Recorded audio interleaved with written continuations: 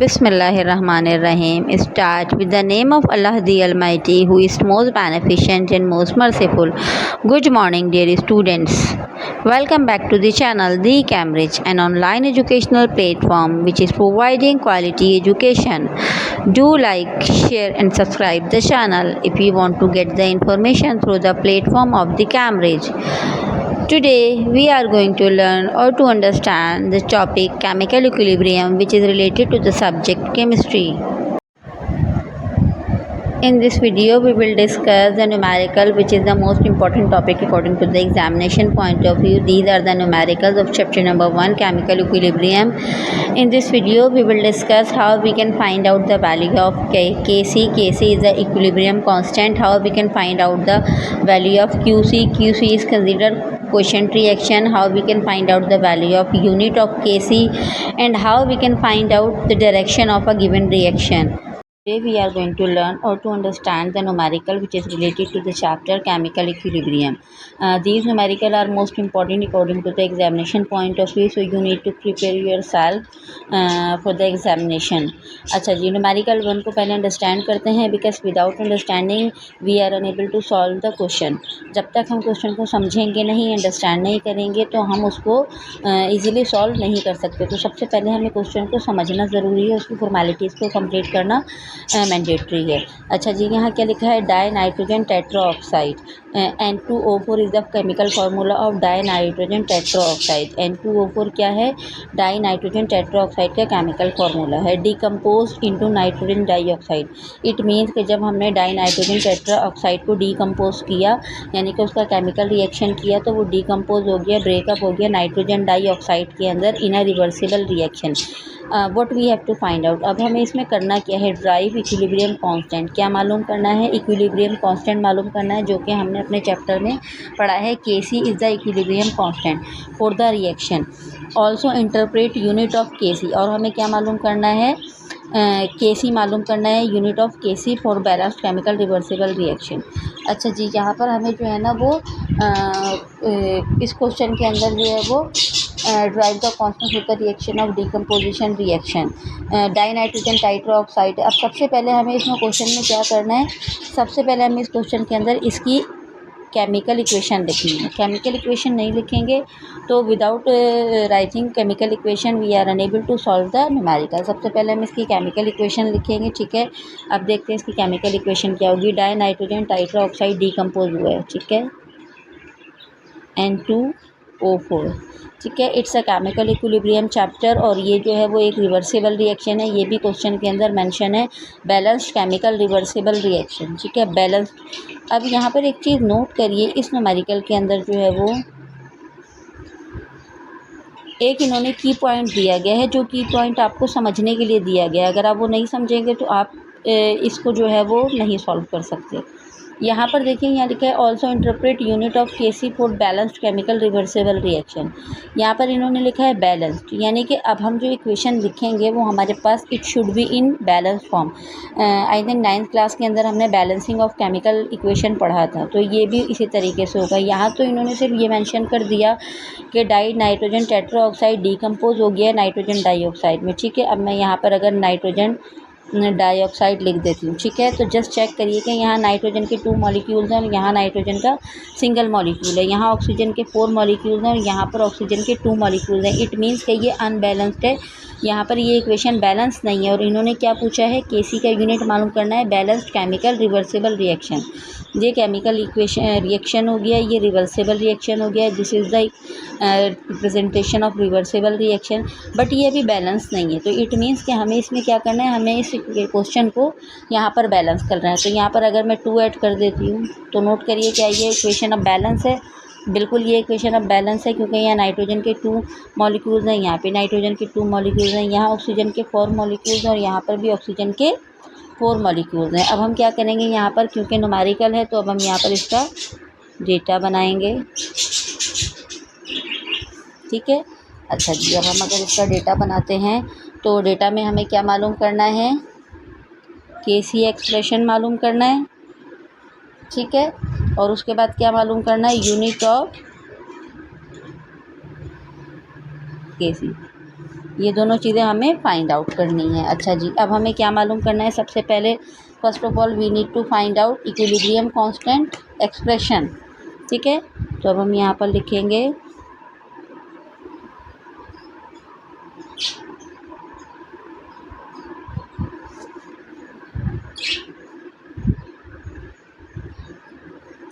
equilibrium constant. What we have to find out? We are going to find out the equilibrium constant. equilibrium constant मालूम करने का formula क्या है? आप सबको पता होगा कि Kc is equal to, this is called equilibrium constant. ठीक है, अच्छा जी, यहाँ पर हमारे पास क्या आती है? प्रोडक्ट आता है in large bracket divided by reactant in large bracket. This is the formula of equilibrium constant. Formula लिखना आपके लिए लाजमी है। आप हर न्यूमेरिकल के अंदर फार्मूला पहले लिखेंगे कि हमारे पास न्यूमरेटर की प्लेस में क्या आता है? प्रोडक्ट, और डिनोमिनेटर में क्या आता है? रिएक्टेंट। अब हमें क्या मालूम करना है यहाँ पर? केसी एक्सप्रेशन। प्रोडक्ट हमारे पास क्या है? ज़रा आप भी चेक करके बताइए। नाइट्रोजन डाइऑक्साइड है। ठीक है, तो यहाँ पर मैं लिखूँगी नाइट्रोजन डाइऑक्साइड। अच्छा जी, अब मैंने आपको सबसे पहले ये समझाया कि equation chemical reaction should be balance. So what is the need? इसकी नीड क्या है और हमें इस इक्वेशन को बैलेंस करने की ज़रूरत क्या पेश आई? बेसिकली जब हम इक्विलिब्रियम कांस्टेंट मालूम करते हैं तो भी जो भी नंबर ऑफ़ मॉलिक्यूल्स हमारे पास होते हैं वो उसकी पावर बन जाते हैं। यहाँ देखिए नंबर ऑफ़ मॉलिक्यूल्स हमारे पास नहीं है, ये नाइट्रोजन है और ये ऑक्सीजन है। ठीक है, लेकिन यहाँ पर हमारे पास कोई भी नंबर नहीं है। अब जब हमने इसको इक्वेशन को बैलेंस किया तो यहाँ पर हमारे पास 2 आ गया, तो ये जो 2 होगा ये बेसिकली प्रोडक्ट की पावर बन जाएगी। ठीक है, तो यहाँ पर क्या लिखा हमने? NO2 नाइट्रोजन डाइऑक्साइड, और इसके ऊपर पावर क्या आ गई? 2। अच्छा, डिवाइड में हमारे पास क्या आता है? रिएक्टेंट। रिएक्टेंट क्या है? डाई नाइट्रोजन टेट्राऑक्साइड, इसके ऊपर कोई भी पावर नहीं है, तो इट मीन्स कि यहाँ पर हमारे पास कोई भी पावर नहीं आएगी। अच्छा जी, ये तो हो गया इसका इक्विलिब्रियम कांस्टेंट। अब हमें क्या मालूम करना है? इसका unit of KC. Unit of KC कैसे मालूम करते हैं? यहीं पर आपको मालूम करके बता देती हूँ। अच्छा जी, अब हम यहाँ पर लिखते हैं यूनिट ऑफ केसी। ठीक है, अब हमें क्या मालूम करना है? यूनिट ऑफ केसी मालूम करना है। ठीक है, तो देखिए अब कैसे मालूम करेंगे। यहाँ हमारे पास क्या है? नाइट्रोजन डाइऑक्साइड, तो यहाँ पर क्या आएगा? Mole DM inverse cube bracket close, और इसके ऊपर क्या आ गई? Power 2 divided by mole DM cube, और इसके ऊपर कोई भी पावर नहीं है। अच्छा जी, अब हम यूनिट मालूम कर रहे हैं। यहाँ पर हमारे पास मोल DM क्यूब स्क्वायर में है, तो हम यहाँ पर इसको सेपरेट कर लेंगे।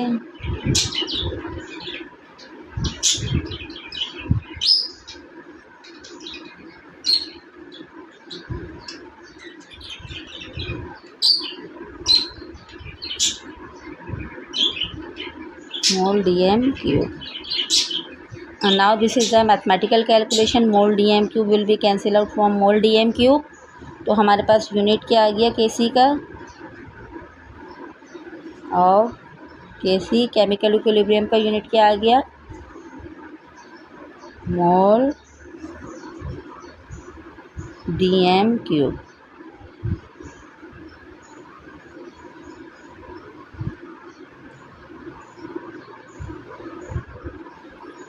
राइट, क्वेश्चन को जो है वो क्लियरली देख लीजिए और कॉपी भी कर लीजिए। If you want to copy down the question तो आप इसको कॉपी भी कर सकते हैं, आपके लिए कन्वीनियंट है, ताकि आपको जो वो ईजी हो। आप स्क्रीनशॉट ले लें या फिर आप इसको कॉपी कर लीजिए। Now we are going to solve और to understand numerical number 2 related to chapter number 1 chemical equilibrium. अच्छा जी, यहाँ पर क्या है? सबसे पहले हम क्वेश्चन को अंडरस्टैंड करते हैं न्यूमेरिकल को। PCl5, this is the chemical name of phosphorus pentachloride. This is called phosphorus pentachloride, क्योंकि क्लोरीन के 5 मॉलिक्यूल्स हैं, ये फॉस्फोरस सिंगल है, तो ये क्या कहलाएगा? Phosphorus pentachloride. Phosphorus trichloride, chlorine के 3 molecule and chlorine are at equilibrium at 500 kelvin in a close container.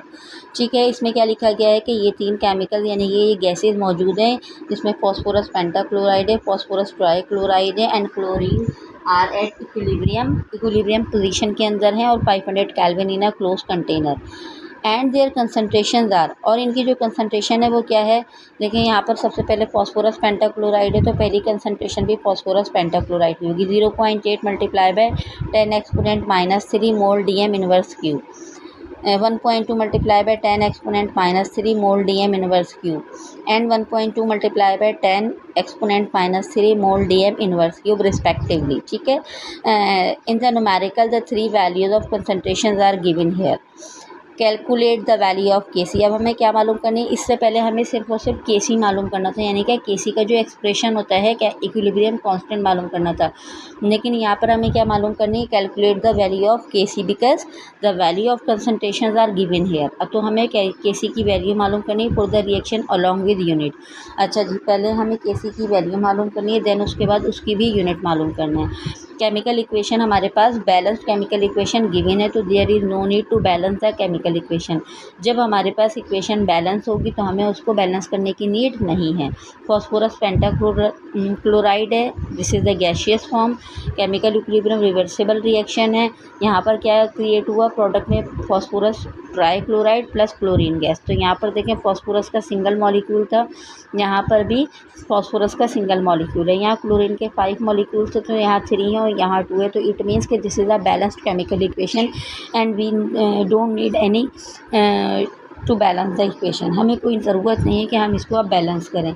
अब हम यहाँ पर क्या करेंगे, सबसे पहले इस इक्वेशन का, इस न्यूमेरिकल का डेटा क्रिएट करेंगे। ठीक है, डेटा में क्या आएगा, यहाँ हमारे पास फॉस्फोरस पेंटाक्लोराइड। फॉस्फोरस पेंटाक्लोराइड की कंसनट्रेशन क्या है, 0.8 multiply by 10 exponent -3 mole DM inverse cube, right जी। अब उसके बाद है फॉस्फोरस ट्राइक्लोराइड, उसकी कितनी, tetrachloride 1.2 multiply by 10 exponent -3 mole DM inverse cube. Then chlorine की भी सेम है 1.2 multiply by 10 exponent -3 mole DM inverse cube. ठीक है, अच्छा जी, what we have to find out in the question, हमें क्या मालूम करना है, value of KC question mark unit of KC question mark आइए। ठीक है, अब हमें क्या करना है, इस न्यूमेरिकल को सॉल्व करना है, केसी मालूम करना है। ठीक है, केसी मालूम किस तरीके से करते हैं, I have already explain to you कि first of all you need to write the formula. कुछ भी हो आप सबसे पहले क्या लिखेंगे, इसका फॉर्मूला लिखेंगे, भले ही आपके पास स्टेप इंक्रीज हो जाए बट आप फॉर्मूला लाजमी लिखेंगे। यहाँ पर प्रोडक्ट आ गया और अब क्या आ जाएगा, रिएक्टेंट, राइट। अब हम यहाँ पर केसी लिखेंगे। प्रोडक्ट में हमारे पास कौन कौन सी वैल्यूज़ हैं, प्रोडक्ट में हमारे पास है फॉस्फोरस टेट्राक्लोराइड एंड क्लोरीन। यहाँ पर किसी के साथ भी कोई भी नंबर गिवन नहीं है तो कोई भी पावर नहीं होगी। रिएक्टेंट में क्या है हमारे पास, फॉस्फोरस पेंटाक्लोराइड। ठीक है, I am going to turn the page for the complete explanation. मैं यहाँ पर इसको सॉल्व करती हूँ। ठीक है, ये थोड़ा सा ऊपर जो है वो पेज के ऊपर प्रिंट है तो इस वजह से मैं इसको नीचे सॉल्व कर रही हूँ। ठीक है, ये केसी। अब यहाँ पर हमारे पास PCl3 फॉस्फोरस ट्राइक्लोराइड की वैल्यू क्या है, 1.2 multiply by 10 exponent -3 mole DM cube, bracket close. ठीक है, देन इसके बाद क्लोरीन की वैल्यू क्या है, 1.2 multiply by 10 exponent -3 mole DM inverse cube, bracket close, right. Then अब हम उसके बाद इसको डिनोमिनेटर की वैल्यू लिखेंगे जो हमारा रिएक्टेंट था। रिएक्टेंट हमारा क्या था 0.8 मल्टीप्लाई होगा 10 exponent -3 mole DM inverse cube. यहाँ पर किसी भी नंबर के साथ कोई भी पावर नहीं है तो इट मीन्स कि हम यहाँ पर पावर ओपन नहीं करेंगे। अब हमें क्या करना है, ये वाला पूरा नंबर इससे मल्टीप्लाई हो रहा है तो ये 1.2 यहाँ पर 1.2 से मल्टीप्लाई हो जाएगा तो we will get the number 1.44। क्या आ जाएगा 1.44। 10 की पावर मल्टीप्लाई होगी, 10 लिखा यहाँ पर, -3 जब भी पावर मल्टीप्लाई होती हैं तो ऐड हो जाती हैं तो -3 एंड -3 -6। अच्छा जी, अब यहाँ पर क्या आ जाएगा मोल DM इनवर्स क्यूब। देखिए ये एक हो गया जो इसके साथ था और अब इसके साथ भी क्या होगा मोल DM इनवर्स क्यूब। कंप्लीट जो है वो स्टेप बाय स्टेप अगर आप सॉल्व नहीं करेंगे तो इसमें आपको जो है वो कन्फ्यूजन हो जाएगी। देखें मैंने इसको इससे मल्टीप्लाई किया 1.44 आ गया, 10 को 10 से मल्टीप्लाई किया, मोल DM क्यूब और मोल DM क्यूब अलग लिख दिया। यहाँ पर क्या है 0.8 multiply by 10 inverse 3 mole DM cube. Mole DM cube will be cancel out, mole DM cube cancel हो गए। यहाँ 10 की पावर -3 है, 10 की पावर -6 है तो यहाँ क्या रह गया हमारे पास -3। तो KC क्या हो गया 1.44 मल्टीप्लाई बाय 10 की पावर -3 या 10 एक्सपोनेंट -3 0.8। अच्छा जी, यहाँ पर हमारे पास क्या है मोल DM क्यूब। ठीक, अब यहाँ पर हमारे पास KC क्या आ जाएगा 1.44 डिवाइडेड बाय 0.8। 1.44 को जब 0.8 से with the use of calculator आप डिवाइड करेंगे तो आंसर आएगा 1.8 multiply by 10 exponent -3 mole DM cube. This is the value of KC। क्या है ये KC की वैल्यू आ गई। अच्छा जी, अब इन्होंने क्या पूछा था, इसका जो है वो यूनिट भी बताना है। तो यूनिट क्या है KC का, वैसे तो न्यूमेरिकल में साथ साथ KC का यूनिट सॉल्व हो गया है लेकिन आप फिर भी अलग से लिखें क्योंकि उनकी रिक्वायरमेंट है तो आपको ये अलग से ही लिखना पड़ेगा। ठीक है, KC क्या आया 1.8 मल्टीप्लाई बाय 10 एक्सपोनेंट -3 और यूनिट क्या है मोल DM cube. Let's start numerical number 3 of chapter number 1 chemical equilibrium. The question number 3. First of all we need to read the question. Numerical क्या है उसको हम read करते हैं। The value of KC for the given reaction is 1 multiplied by tan inverse 10 exponent -4। अच्छा, अब इस question में क्या गिवन है, देखिए आपके पास 3 न्यूमेरिकल थे और तीनों ही न्यूमेरिकल बिल्कुल चेंज थे। फर्स्ट में क्या करना था, आपको इक्विलिब्रियम कांस्टेंट लिखना था, सेकंड में उसकी वैल्यू मालूम करनी थी और थर्ड न्यूमेरिकल में KC आपके पास गिवन है 1 मल्टीप्लाई बाय 10 एक्सपोनेंट -4।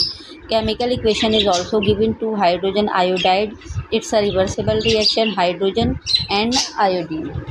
यहाँ पर इसके साथ भी 2 आएगा। ठीक है, अच्छा these 3 are in gaseous position. ये हाइड्रोजन आयोडाइड भी गैस पोजीशन में है, हाइड्रोजन भी और आयोडाइड भी। एट गिवन टेम्परेचर, यहाँ पर क्या चीज़ जो है वो चेंज आई है, वो चेंज ये आई है कि यहाँ पर इस केमिकल इक्वेशन के अंदर, केमिकल रिएक्शन के अंदर इन्होंने गिवन टेम्परेचर दिया गया है। अच्छा, गिवन टेम्परेचर देने के बाद क्वेश्चन में क्या चेंजेस हो जाती हैं मैं आपको थोड़ी देर में समझाती हूँ। At given temperature the molar concentration of reaction और is hydrogen iodide is 2 multiply by 10 exponent -5 mole DM cube, H2 is equal to 1 multiply by 10 -5 and iodine is equal to 1 multiplied by 10 -5. Predict the direction of reaction. अब what we need to find out. KC हमारे पास given है, concentration भी given है, हमें क्या मालूम करना है, प्रिडिक्शन करनी है कि रिएक्शन जो है वो रिवर्सेबल है या फॉरवर्ड है, किस तरह का रिएक्शन है, यानी कि रिवर्स होगा या फॉरवर्ड होगा या फिर वो इक्विलिब्रियम पोजीशन के अंदर होगा।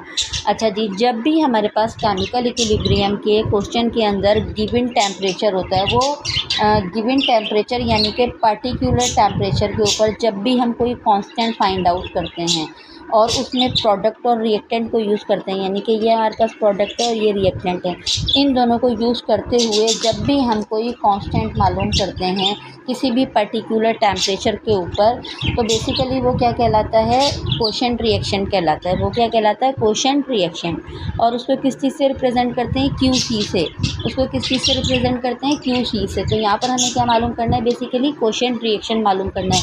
क्वोशंट रिएक्शन मालूम करने की रीज़न क्या है, why we are going to find out the value of QC, because जब भी हमें डायरेक्शन मालूम करनी होती है, प्रोडक्शन डायरेक्शन की होती है, तो हमें QC का पता होना ज़रूरी है।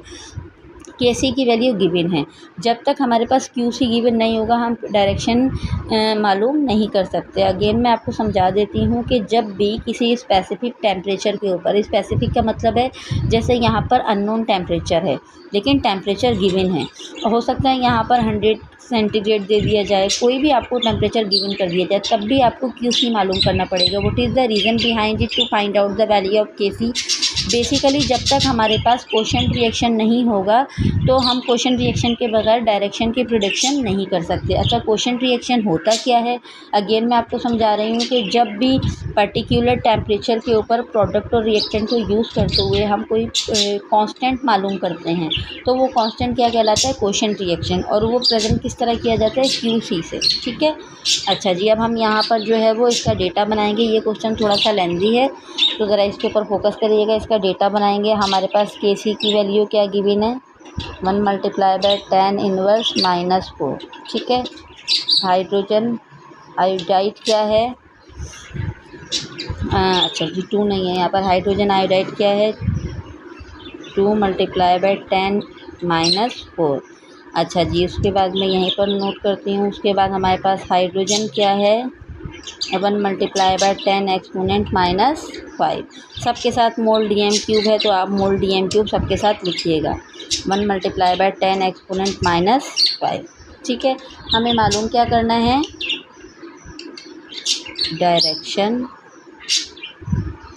Of reaction. मालूम क्या करना है हमें, डायरेक्शन ऑफ रिएक्शन। हमारे पास केमिकल इक्वेशन मौजूद है। अब हमारे पास क्योंकि स्पेसिफिक टेम्परेचर मौजूद है तो हम यहाँ पर लिखेंगे एट गिवन टेम्परेचर। ठीक है।